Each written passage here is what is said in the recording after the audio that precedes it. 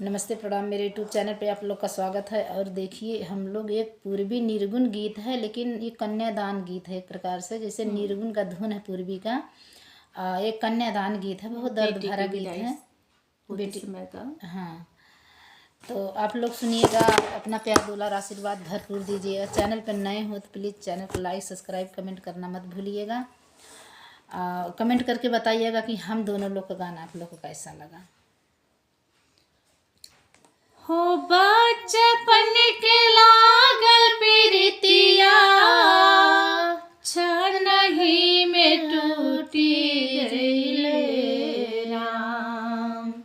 बचपन के लागल प्रीतिया, क्षणहि में टूटी गइले हो राम। पापा के घरवा एक दिन छूटी जई है हो राम। पापा के घरवा एक दिन छूटी जई है हो राम। कि बचपन के लागल प्रीतिया, बचपन के लागल प्रीतिया, क्षणहि में टूटी गइले हो राम।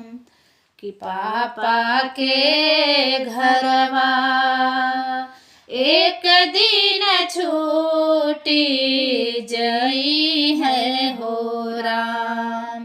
पापा के घरवा एक दिन छूटी जई है हो राम। होया न धन जतन सहजनी, चोर धन लूटी ली है हो राम।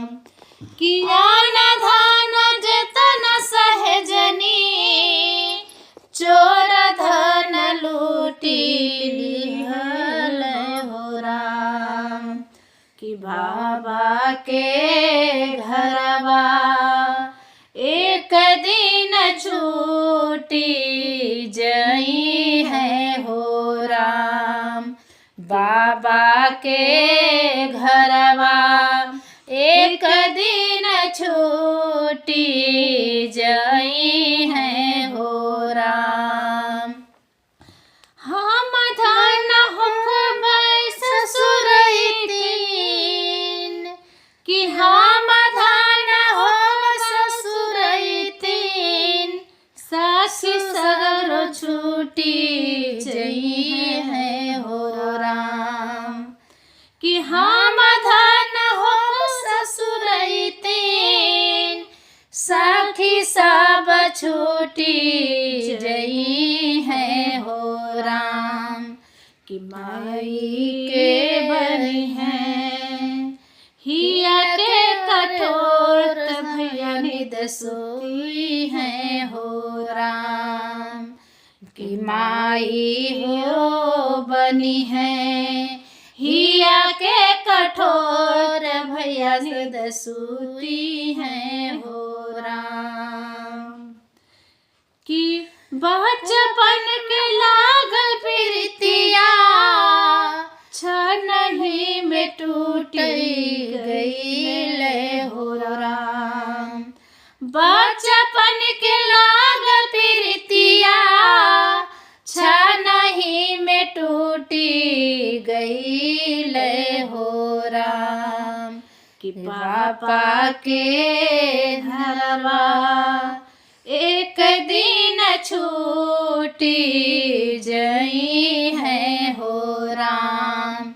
कि पापा के घरवा एक दिन छूटी जई है हो राम। कैसा लगा ये पूर्वी गीत आप लोग सुनिएगा और सुन के कमेंट करके बताइएगा।